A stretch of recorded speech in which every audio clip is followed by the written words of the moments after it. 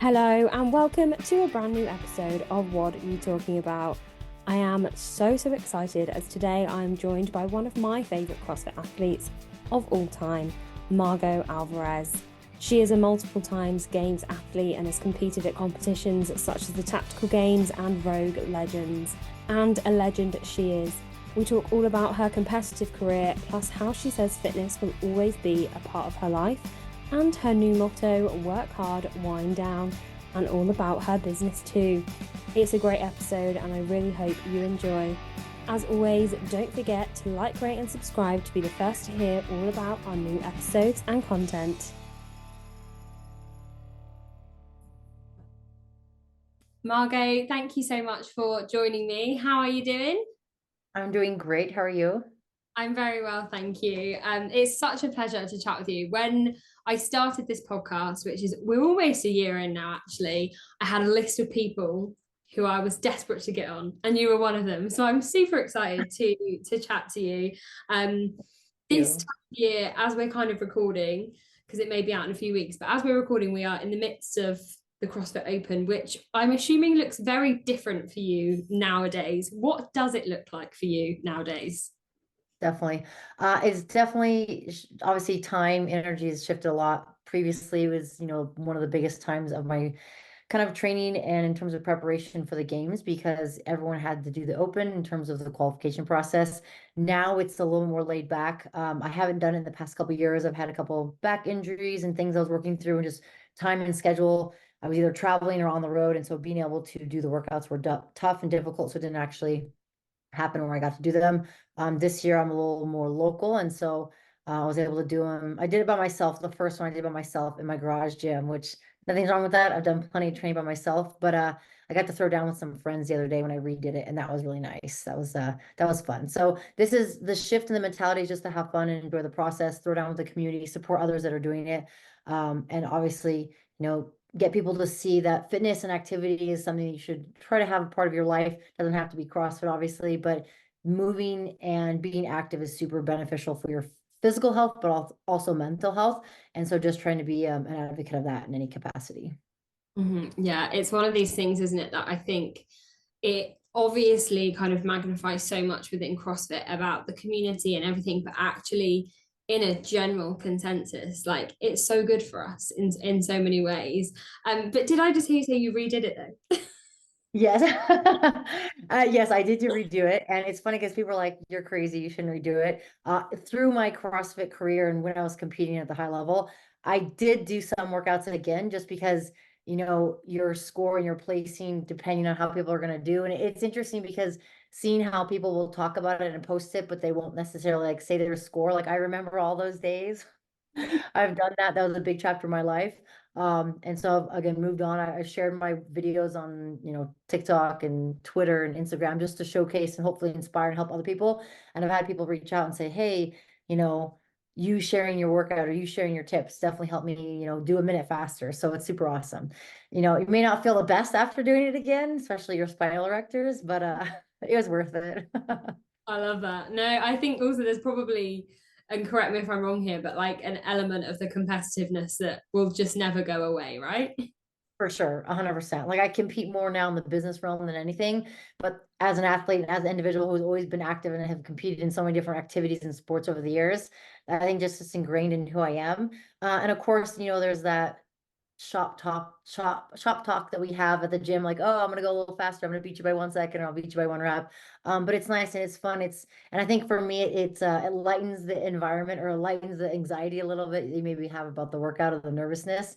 And so I think it's fun because it again it's a different perspective than it was because before it was like serious, like it's game on, you got every second counts, every rep counts, and that's still there, and that competitiveness is still there, but it's just a little bit of a shift of a different kind of mentality towards it.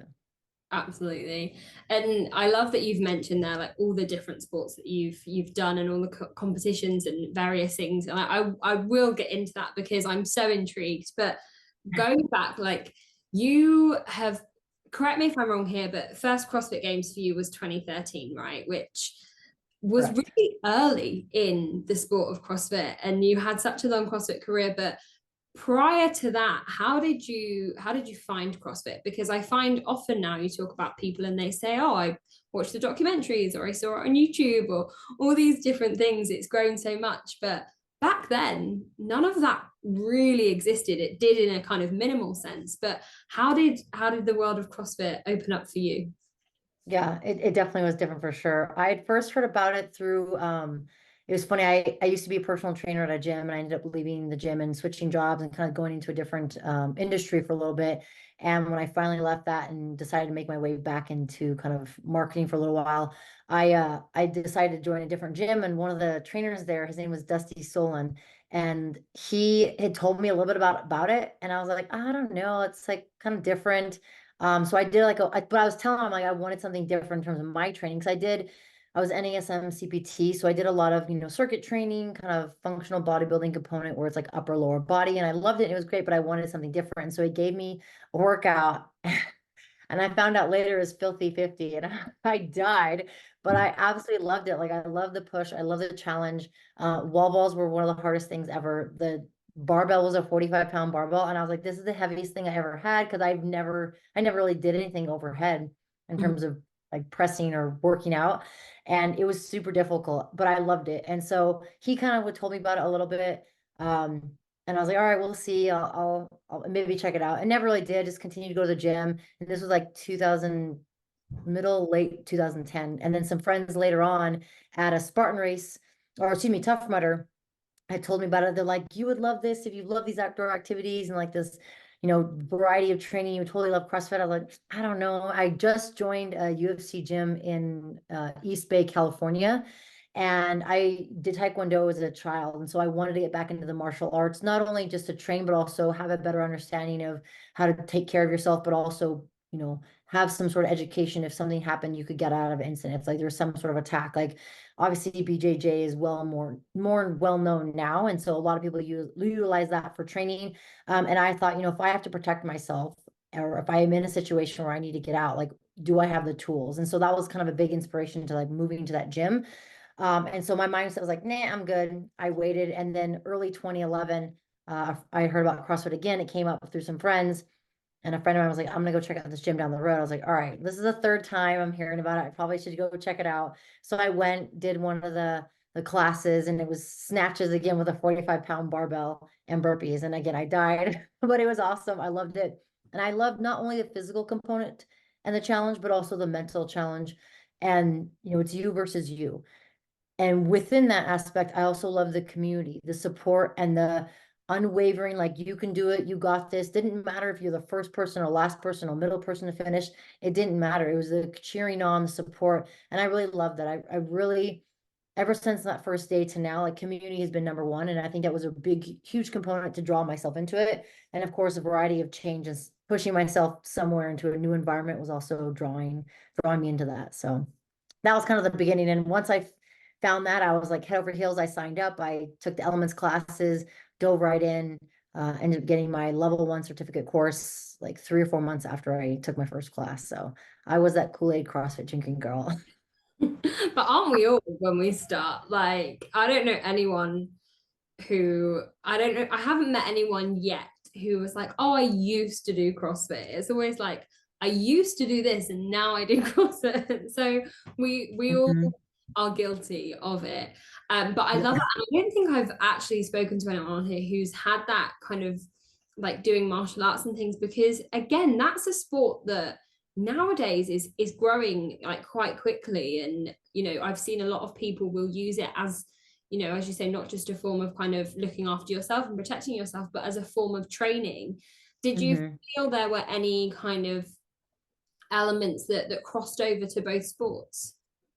Well, so at least in the Taekwondo aspect, I did Taekwondo when I was really young, from 8 to 12. I received my black belt when I was 12 years old, and I loved it. It was a huge, I would say, component towards like the mindset and the mental component that laid the groundwork, I think, later on. Not only did the Taekwondo and I think golf also help with the mental aspect, but it also helped with like discipline and perseverance and patience. Taekwondo, I would say, is a lot different than the BJJ. I haven't done tons of it. When I did join the UFC gym, my whole interest was to get more into that realm. People said, you should compete, you should get into it. And there was a point where I considered going down that path. And I think I would have put everything into it, just like I did with CrossFit. I didn't end up doing it, but I did like the handful of classes that I did take. This was like 2 or 3 classes back then.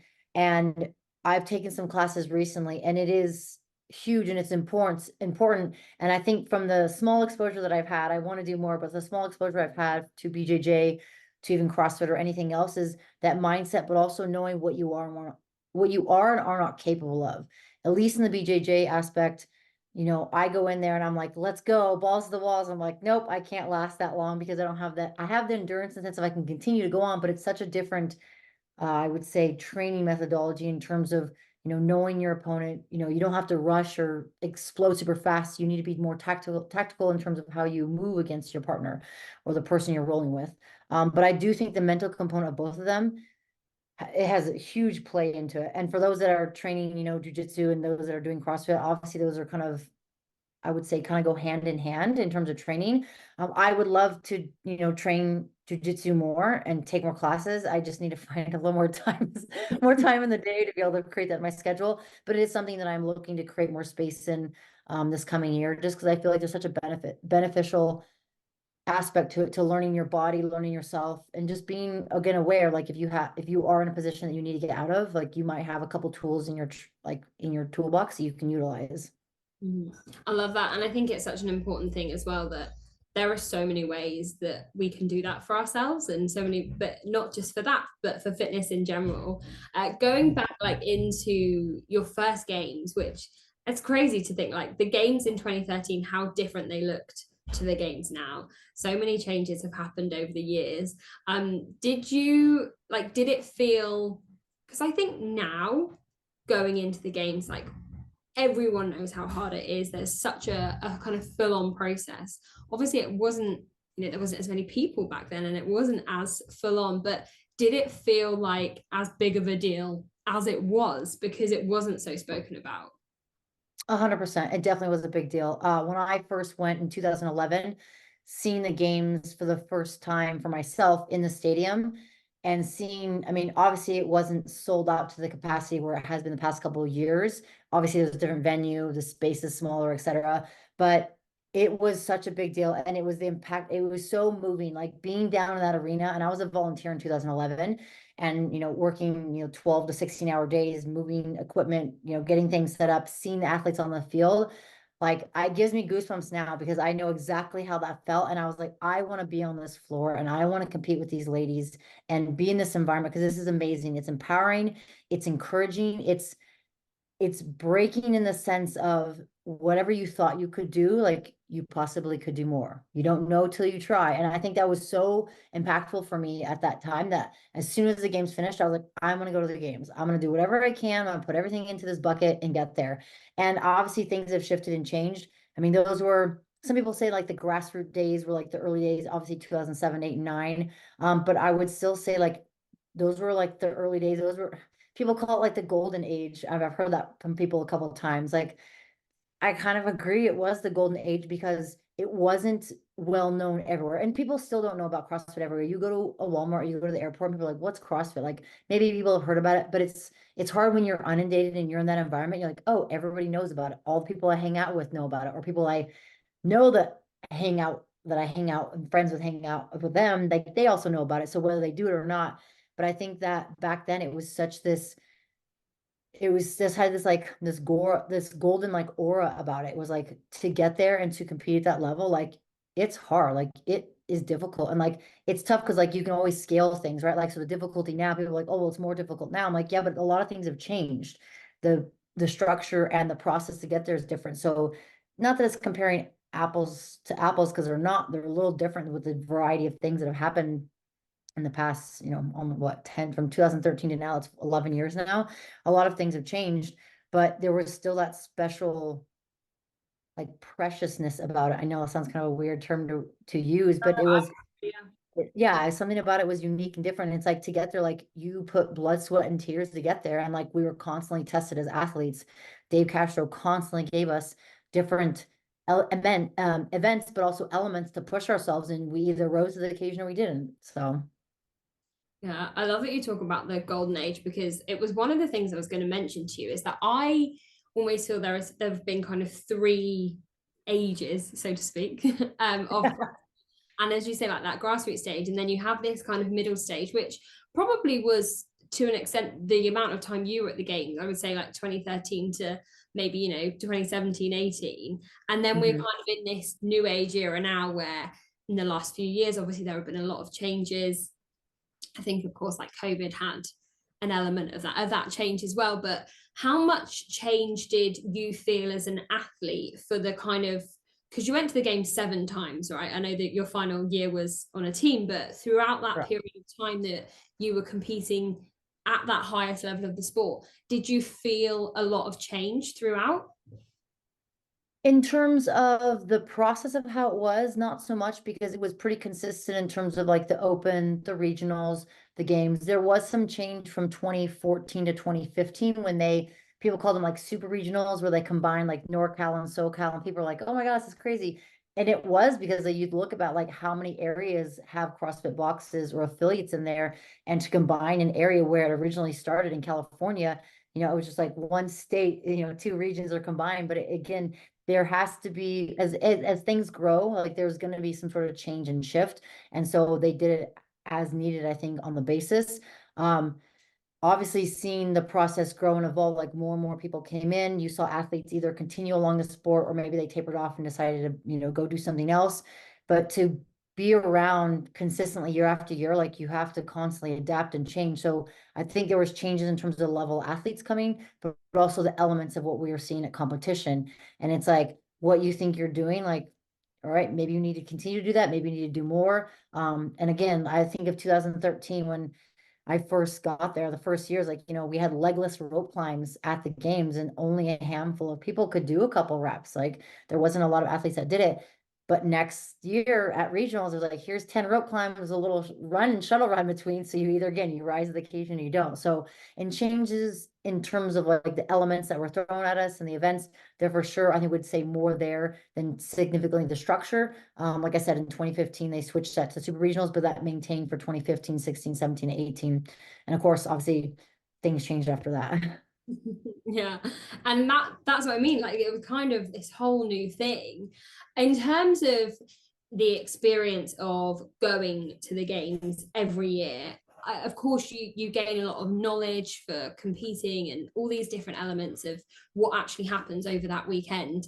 Did you find, and whether it be kind of you had a different place on the podium, on the leaderboard every year, like did you find you improved every year, like I suppose not even from us, as I say, a leaderboard placing, but mentally and physically, did you feel that every year was an improvement?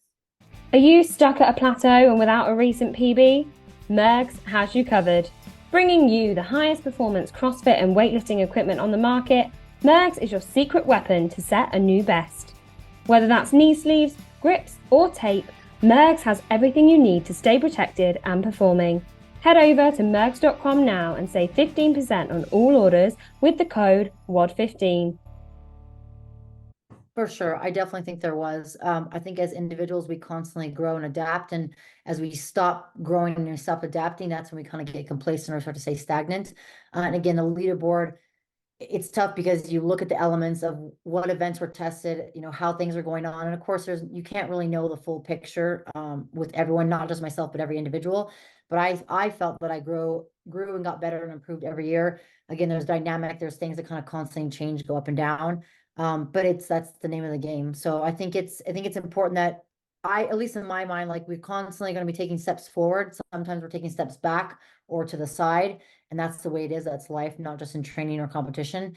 But I think for myself, constantly pushing that envelope and trying to challenge myself, putting myself in new environments, it definitely helped myself grow, not only physically, but also mentally as well, because you're not going to always have a lot of, not every day you're going to have a success, or not every year you're going to have maybe a success you have in your mind.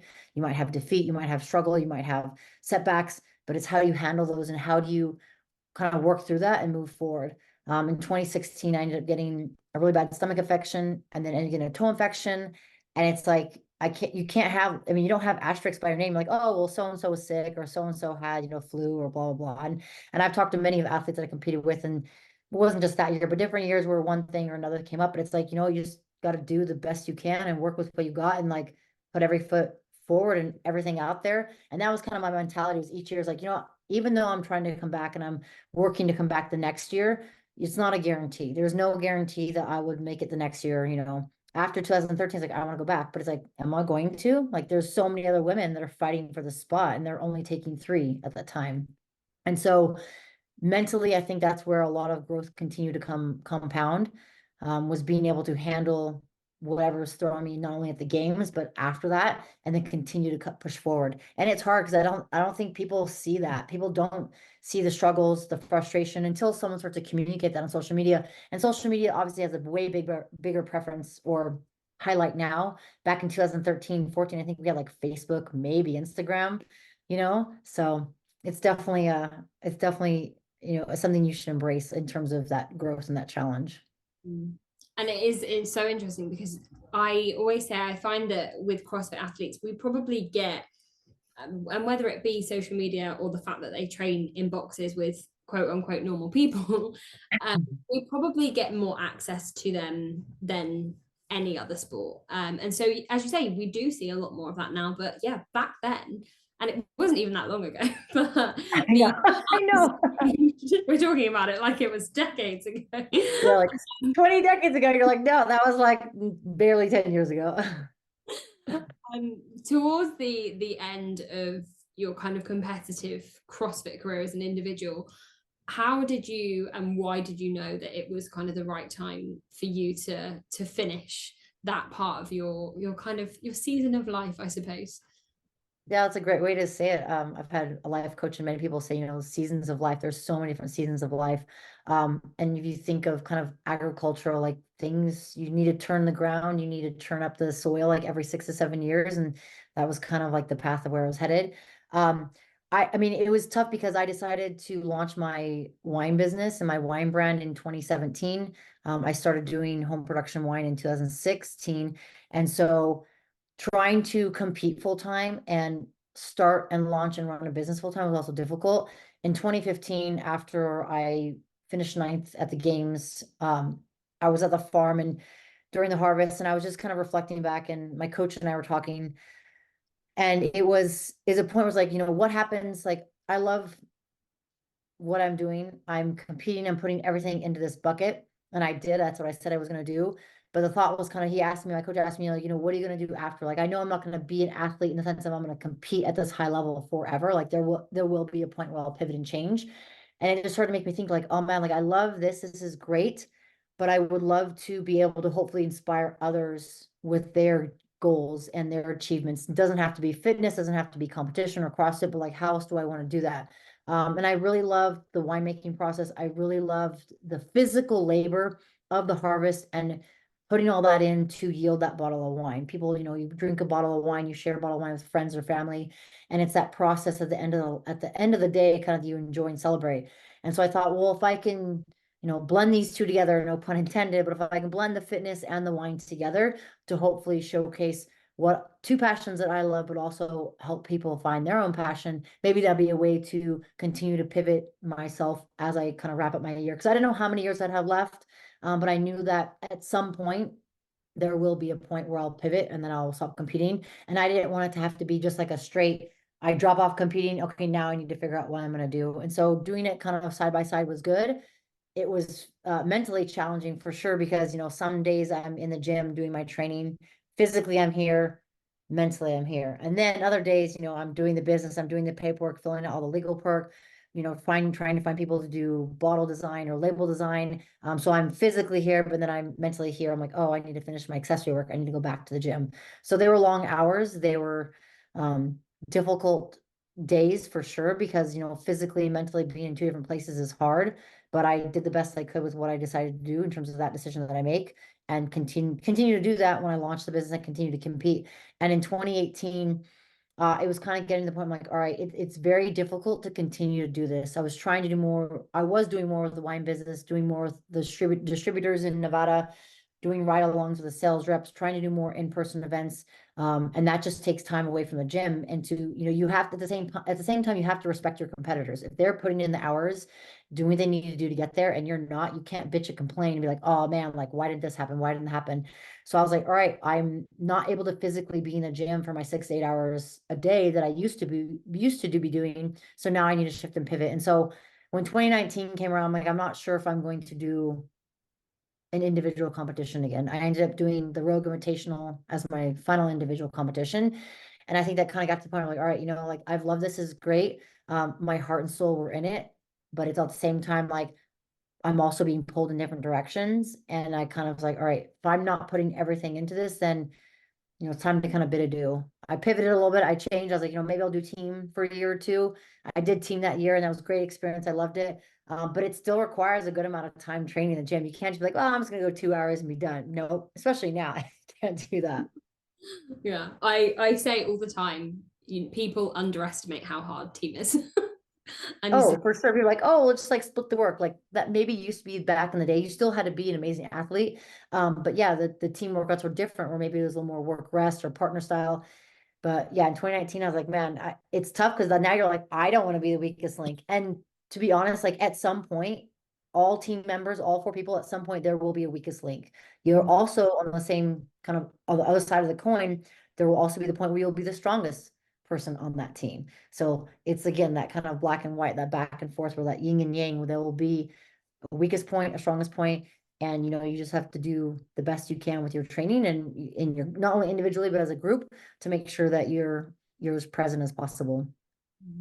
I just want to reflect on what you've just said about respecting your kind of competitors, because I think that is something that, and whether it be in CrossFit or other sports, you will see so many people throw out excuses of time and energy and effort and all these millions of things. And actually, I've never even looked at it that way, as in respecting that, no, to do this, you have to put everything into it. And there can't be all these kind of million different reasons and things. And so I really, really love that. At the end of your CrossFit career, you had, and I know so many people ask you about this because I've heard you talk about it before, but I have to ask because you had one that if we ever see it again, I will just be baffled. In your final games, that was actually a very special moment for you because it was an event win. But you rode a marathon, which I think anyone that ever says, oh, CrossFit's really hard, yeah, it is. That element of the 2018 games, I don't think anyone expected it, and it was a lot. But you talk a lot, and you've already mentioned it a few times, about kind of mental determination. And I think from speaking to you now, I'm like, that's why you won that event. Because like, firstly, can you just talk me through the event, but also how much of that marathon row was a mental challenge? Yeah, it's a great question. And I do agree a big component of it was mental. I think, like I said, when I was younger, doing the taekwondo, doing the golf, a lot of that mental prep, I think that I kind of built the foundation then came to in 2018, like being able to do the exact same thing over and over and over for hours. You have to get, I mean, you don't have to, but being at a point where like you're okay with that, like it's kind of accepting it and moving on, like, all right, I'm just going to take it bit by bit. And I think a lot of that I did in my golf kind of growing up was important. And I'll expand a little bit on that because someone had recently asked me, like, what about golf parallels to that? Now, if I take golf in terms of the marathon row specifically, like if you have a bad shot on like the second hole, and typically a round of golf is 18 holes. So you have a bad shot, one bad shot on hole two, and you're like, this is horrible. This is going to be terrible. I'm going to hate the round. Like the hole's going to be bad. The rest of the 18 holes are going to be bad. Like you're already setting yourself up for failure. You're already getting inside your head, and now you're just gonna go like this slippery slope downhill. And I've had days like that where like it was just like one hit after the next hit. I'm like, all right, I have to take a step back and reset because if not, I'm gonna end up in the trash can and I'm not gonna be able to pull myself out. And that was kind of something I've worked on over the years with my coach in terms of the CrossFit competition. And then when the 2018 games came and Dave announced that on Monday, I believe it was Monday night. I kind of laughed because I was like, man, I personally thought we were going to see a marathon run first before a marathon row. But when he said that, I was like, cool, let's go, game on. Like I knew it was coming. Like at 2013, we had a half marathon row. Like it's going to happen at some point. And I heard some athletes say like, oh my God, this is going to be horrible. And I'm like, you're already defeating yourself. Like you're already telling yourself this is going to be horrible. And the words that you speak, whether they're to yourself or out loud, they will have a direct impact in terms of your mindset. They will have an impact on how you perceive or how you have a perception of what you're about to do. So for me, I was like, all right, cool. Like, I mean, I had a plan. My training partner and I, we had a plan of how we are going to do it. We were able to execute that. We were able to, be successful in that. It was a little bit of a gamble because we didn't know. But again, like the mindset was huge. And, people that told themselves, they're like, oh, it's going to be horrible. I'm like, you're already putting this like negative connotation on it. And that's just not going to do you justice. So for me, it was all about, I think at one point it was like, I don't know, 10,500 meters ago. I'm like, all right, cool. I'm like, already almost at the halfway mark, like just like so many more to go. So I just try to have like kind of positive things to tell myself. And my training partner, Whitney Glenn, she ended up finishing second in that event. And our strategy in a row was similar to what I did in 2013. In 2013, it was actually a 2K time trial into a half marathon. So it was like, hey, go hard, go all out, but then can you continue to row for another half marathon? So we did a kind of similar strategy for that. And it paid off. Again, it's a gamble because you don't know, like, are you gonna, hit the wall and die, or are you going to be able to continue in rowing? And so it paid off, and I finished second. Obviously, she finished second. I finished first, and she finished second. And obviously, our strategy worked. But 100%, like you said, it's the mindset, the mental component, what you tell yourself, how you talk to yourself, and what you say verbally out loud will have a direct impact to your head. How horrible was it really, though? So it was funny because I think there was one point where, so my goal and strategy was to row like a 155 for the first 1K and then a 2 minute pace for the second 1K. And then after that, taper into a 2:08 pace. Well, I felt pretty good. I was like, man, this feels really good. I was like at a 2:06 pace for the first, I want to say, couple thousand meters. And at one point, my coach ran over to the other side because we all faced one direction. He was like trying to tell us to slow down because I guess we were just going a little too fast, which again, 2:06 to be able to hold that. I don't know if I could have done, I did it for a couple thousand meters, but I want to say like around maybe like the 4 or 5 thousand meter mark, I slowed to like that 2:08 pace. And I just try to focus on, breath, music, positive things. Just, I don't even know. I was rowing for 3 hours. I think I ran out of things to think about. But I do remember friends in the stand that get up from time to time and like, yay, and like cheer my name. And I just try to focus on, what I could focus on. Again, positive increments of, okay, I'm halfway there. Okay, I'm under 10,000 meters. Yay. Like people are like, that's crazy. But again, whatever you tell yourself to help you think in that positive aspect was great. It wasn't until I got off the rower, that's when it started to hurt. Because you think about it, you're constantly like pulling, you're in the same position, for 3 hours. Then as soon as you get off, that's when my back started to tighten up. So like to hinge down, it was very difficult. So I had to kind of like do a split stance and like rotate to the side, like anything but forward hinging was what I needed to do. It was do you know, weirdly enough, it was really fun to watch. Like I've had a couple people tell me that. because you wouldn't think sitting and watching people row for 3 hours would be interesting, but just seeing like the different ways of speaking, like people dealing with it, and even how you're just saying like you're pacing there, it clocks again like how fit you and all these other people are, because like, I couldn't hold that. Doesn't feel like, but it was obviously quite fitting that was your last games, because it was kind of a huge thing. I may be wrong here, but you were like just over 3 minutes, right? Is there a 3 minutes, 3 hours? Yeah. Is there Yeah. any part of that competitor in you that's like, oh, I wish I'd have gone sub 3? 100%, 100%. It's funny because I remember like I want to say the last 2,000 or maybe 1,500 meters, I tried to pick up the pace. And then like the last 1,000 or like last 1,500, I think I was pulling like a 1:43 or something like that, 1:47. I was just trying to get it done. Like I was like, I'm almost done. Like I didn't know whoever, I knew people were behind me, but I wouldn't pay attention to that because I'm like, I can't control them, but I can control me. But yeah, like after I finished, it was like 3 hours and 42 seconds. And I was like, man, if I could have rowed a little faster earlier on to get sub 3, like I would totally, like I wish I would have kind of been maybe more aware of that. And I think I was just so disconnected at that point. I wasn't thinking like, oh, sub 3 pace. I was just like, make sure you finish. Like you're in first, like hold that pace, like hold that pace. And so if I think I'd have to go back and do the math, like I'd need to row like so many seconds faster, you know, to take off that 42 or even 43 seconds to be a sub 3 minute or sub 3 hour, excuse me.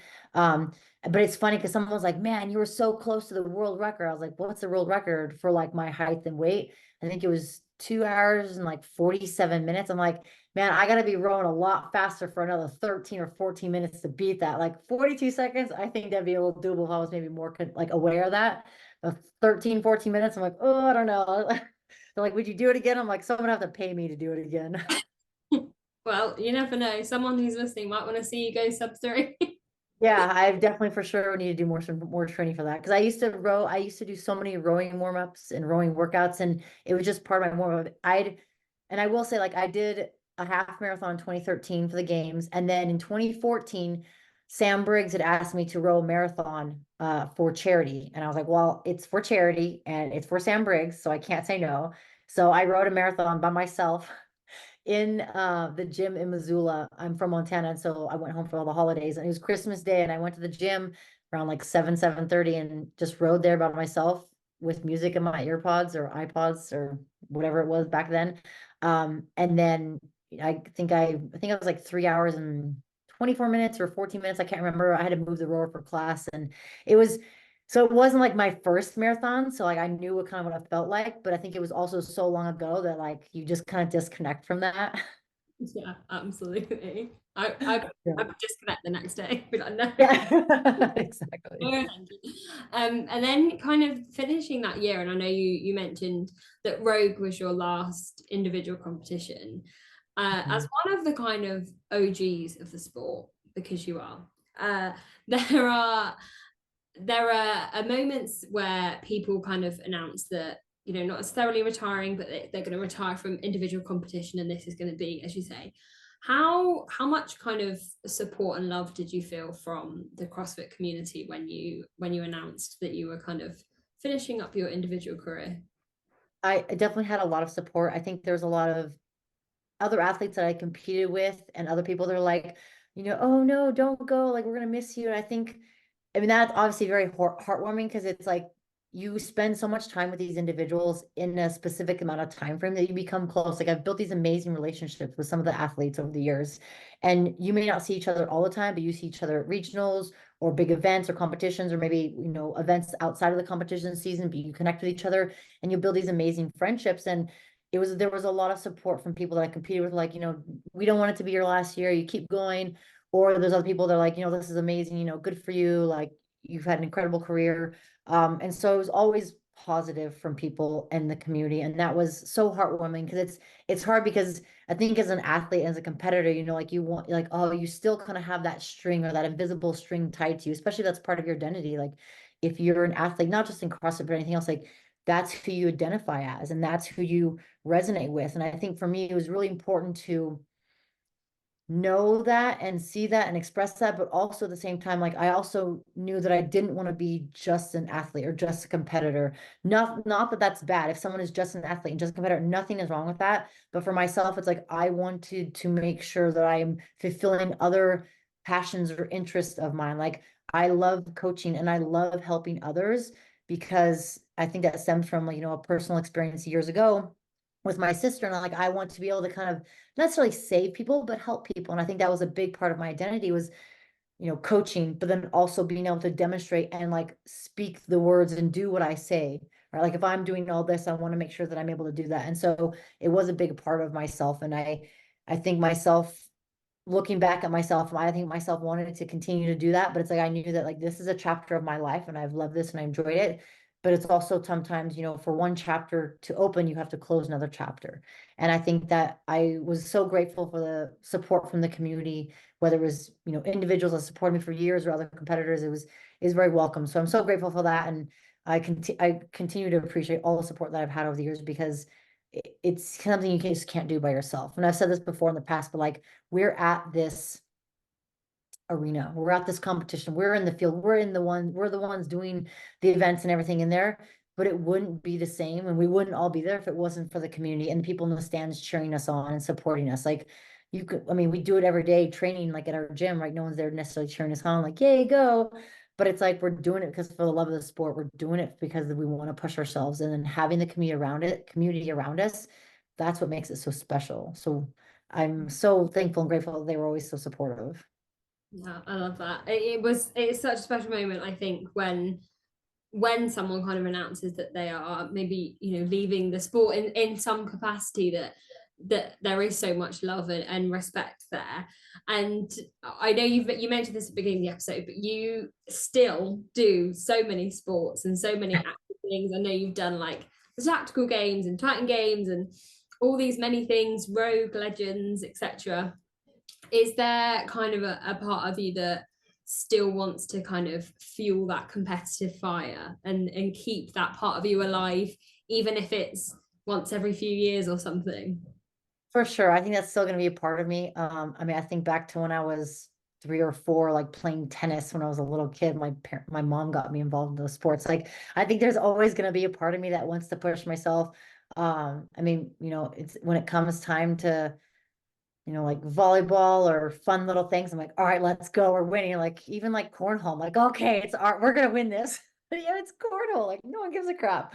But I think no matter what, there'll be that kind of inkling to, you know, go out there and give the best that I can to support and push myself. I think just as part of who I am. So I think for sure though, that sprinkling of trying to push myself will always be there.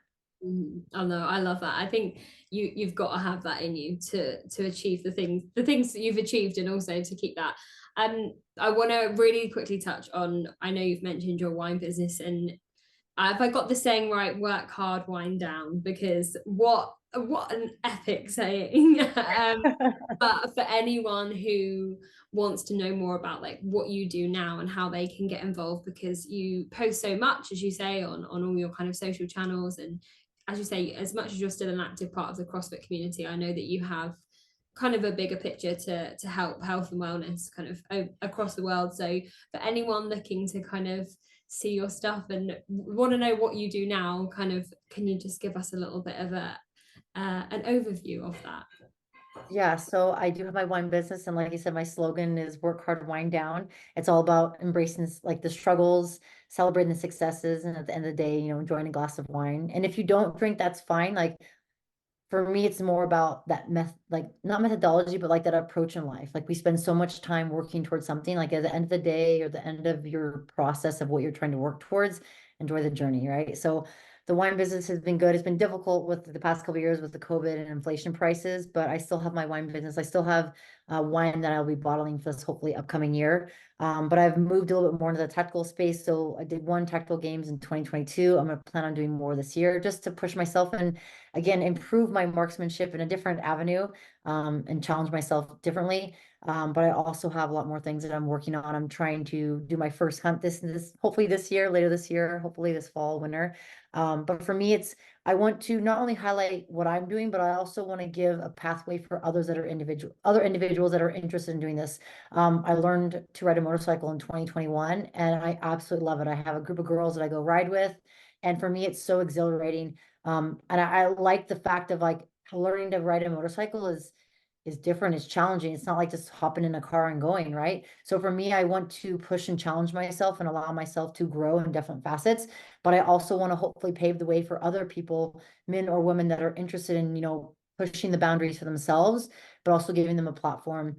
And for those that, you know, follow along, whether that's on social media or YouTube or my website, wherever it's at, the goal in the future is to have a retreat where I can bring all the passions that I love, but hopefully other people that resonate with, and give them the tools, right?